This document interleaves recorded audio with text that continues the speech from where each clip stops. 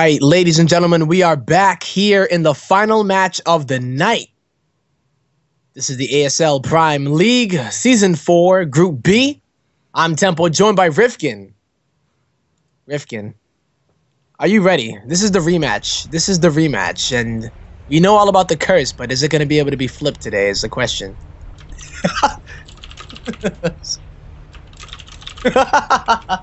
Thank you. It is going to be amazing. This is going to be sick. I love it.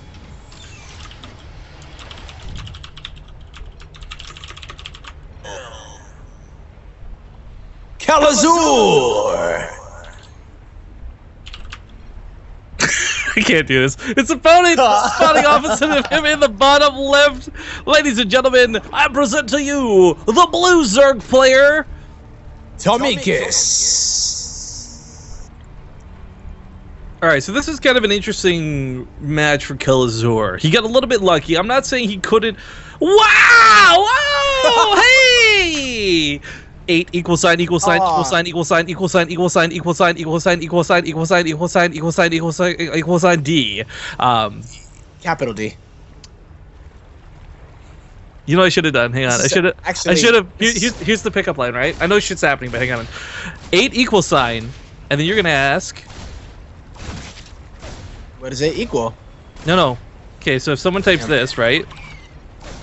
8 equal sign. D. No, he's just saying, but Rifkin, where's the D? And I say, you'll get it later tonight. Oh, damn! I'm not good at that, aren't I? Damn. Okay, your pickup lines are next level. Why do you think all the esports babes hang out with me? I'm just saying, that swiggity swoogity swagger is like not just made up.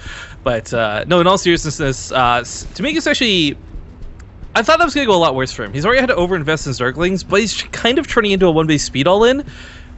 This is really weird and dumb. Banelings. Yeah, okay, so here's the thing. What does Kelazhur see from this? He's still got 3 Reapers.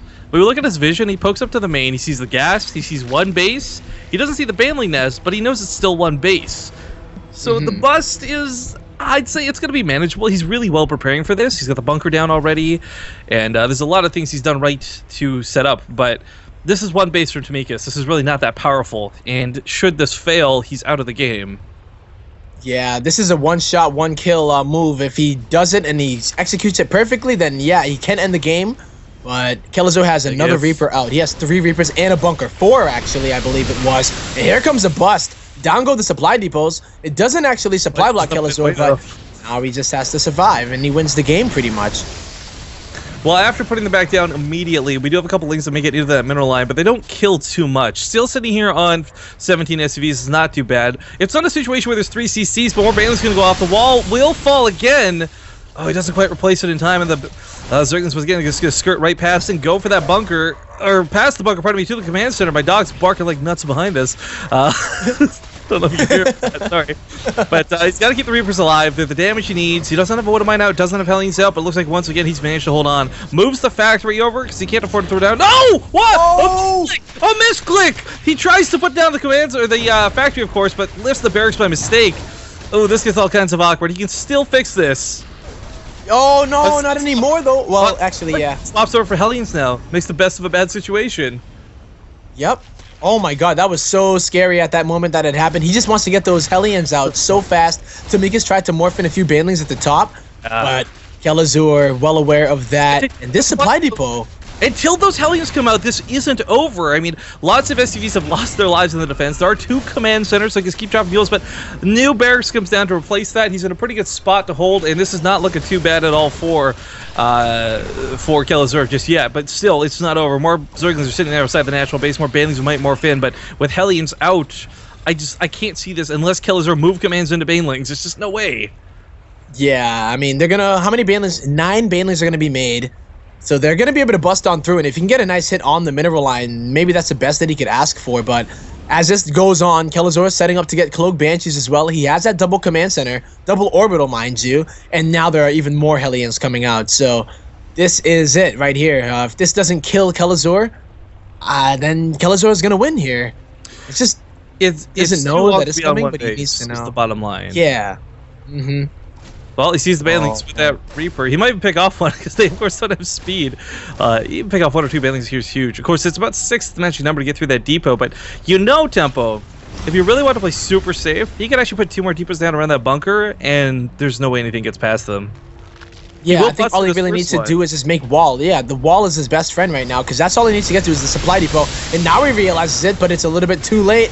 Yeah, however, that's the Hellions are out in a choke point. Reapers normally aren't this good, but good game is called, and looks like Kelazhur, ladies and gentlemen, will take game 1 of the finals.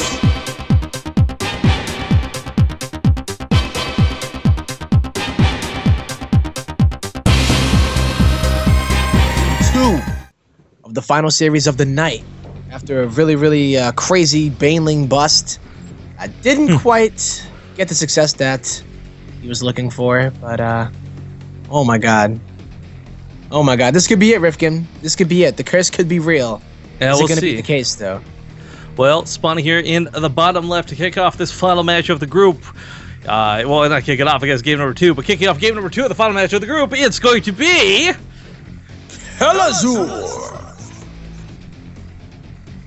And his opponent in the top right took a partial loss there on game number 1. Looking to bring it back, it's the red Zerg. TomikuS! All right, real talk time, Tempo. What do you think? Just blind guess. We haven't seen much of anything. What do you think happens this game? Call the build for TomikuS. Honestly, I feel like TomikuS goes for another very aggressive bust. Seems like the Baneling is his favorite unit, not only in GVZ, but in ZVZ. Also, the ZVZ that I watched him, the ZVZ that I had casted for the qualifiers was no different either. He was a big fan of him. He likes that very aggressive early Baneling, almost no regret style, but no regret's a little different with his Baneling bust, but they share very similar qualities to me, at least. And wow, really nice move here with those Lings, as he did go for the pool first this time. But Kelazhur making a second Reaper once again seems to be the trend as well for Kelazhur in this matchup. It's okay. I think the heavy Reaper plays have really fallen out of favor, but still, just even mild things like 1 or 2 is still fine. Oh, yeah, I know what you mean. We haven't even really seen him do too much crazy stuff with like Reaper Hellion only. He went into the Hellbat the other time, but this command center is going to get delayed, and this SCV might even fall. But that's a 6-ling investment off of a pool first, and yeah, that SCV, unfortunately, not going to be able to imagine that you start something like building it, like construct the command center in my honor, my memory, but no, he's going to go down. Tells the Reaper to tell the SCV to keep on keeping on. But I feel like that was pretty much the best that could have gone here for Kelazhur. And it makes me wonder a little bit. I love her. Yeah, I love her. Give her these blueprints.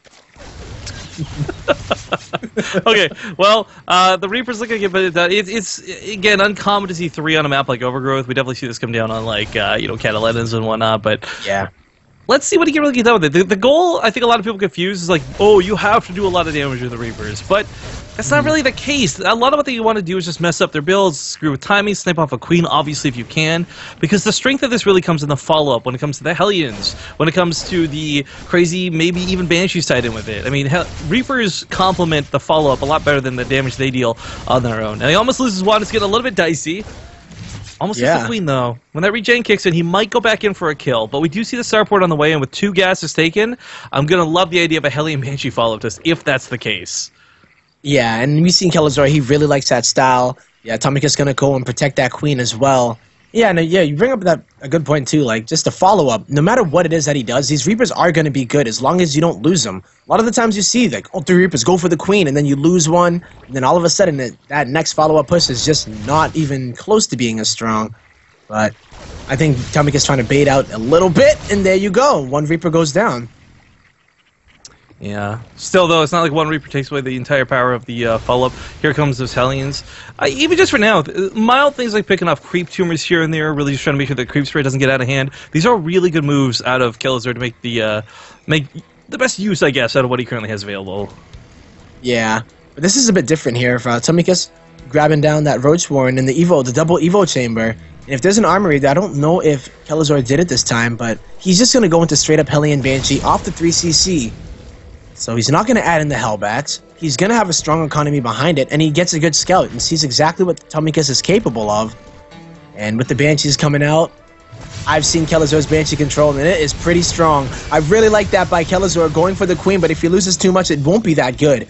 He's just trying to soften the Queens out for the Banshees when they do come out eventually. The one is already out.